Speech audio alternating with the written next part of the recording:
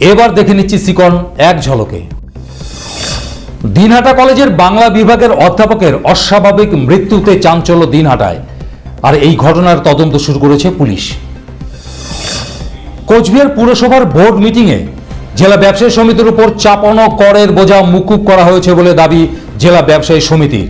উচ্ছ্বাসে ফাটানো হলো বাজি পটকা। উত্তর পূর্ব সীমান্ত রেলওয়ের কনসুলেটিভ কমিটির একটি গুরুত্বপূর্ণ বৈঠক হলো বৃহস্পতিবার আলিপুরদুয়ার ডিআরএম বিল্ডিংয়ে। রেলের পরিষেবা নিয়ে এই আলোচনা হয়েছে বলে জানা যায়। বৃহস্পতিবার চতুর্থ দিনে পড়ল উত্তরবঙ্গ রাষ্ট্রীয় পরিবহনে চুক্তিভিত্তিক কন্ট্রাক্টর ও মেকানিকদের আন্দোলন। মূলত বেতন বৃদ্ধির দাবিতেই তাদের এই আন্দোলন বলে জানা যায়। কৃষিকাজে ব্যবহার অত্যাধুনিক প্রযুক্তি।